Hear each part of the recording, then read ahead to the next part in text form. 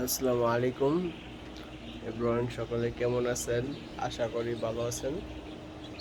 তো আমাদের মুরগিগুলো বয়স হচ্ছে আজকে আপনার 13 দিন চলে।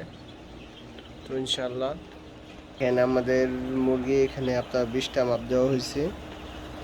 20টা মুরগি আপনার 450-60 এরকম আছে। তো এক এক মুরগি প্রায় আপনার 203 গ্রাম করে আছে। তো আমাদের মুরগিগুলো দেখেন, এটা হচ্ছে আপনার উপর শেডের 2য় নম্বর শেড। তো এখানে মোটামুটি মুরগিগুলো জোড়া আছে, মাশাল্লাহ। সকলে মাশাল্লাহ বলবেন, হ্যাঁ, আর সকলে দোয়া করবেন। ইনশাল্লাহ আপনাদের মুরগি ম্যানেজমেন্ট সম্পর্কে যত ধরনের ধারণা আছে সকল ধরনের ধারণা দেওয়ার চেষ্টা করব। আজকে এখানে প্রায় খাদ্য আসছে আপনার 11 বস্তা। আমরা আপনার মাছ ফিডে খাদ্য খাওয়াই, মাছ ফিড ব্রয়লার স্টেলার ফিড, হ্যাঁ, 001। তো এটা মোটামুটি খাদ্যর কোয়ালিটি অনেক ভালো। এই খাদ্যটা আমি 28 কেজি পর্যন্ত পাইছি হাইস্ট, হ্যাঁ। যতগুলো বেস পালন করছি সবগুলো বেসে মিলে। তো এখানে প্রায় আমাদের জায়গা অনেকটা খালি আছে, ইনশাআল্লাহ দেখা যায় কয়েকদিনের ভিতরে আমরা ঘরটা বড় করে ফেলবো। তো আপনার মুরগিগুলো কেমন আছে?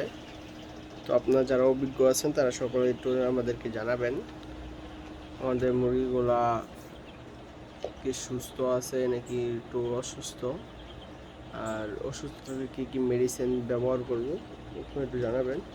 তো আমাদের বর্তাসে হচ্ছে আপনার জিংবি, অনেক ভালো একটি জিংবি মানে জিং আর ভিটামিন একসাথে, এটা জিংবি।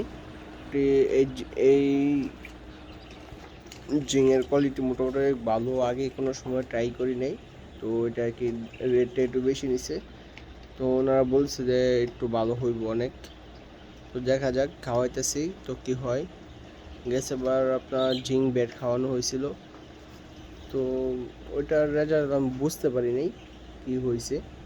তো দেখা যাক, এবার যেহেতু জিঙ্ক বি খাওয়াইতেছি আশা করা যায় যে মোটামুটি ভালো একটা রেজাল্ট দেবে।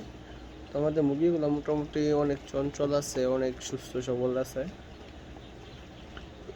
তাদের কিছু দেখাই, হ্যাঁ, না দেখাই, দেখছেন, এই দেখেন, মাশাল্লাহ মাশাল্লাহ, কত ঝরঝরা দেখছেন।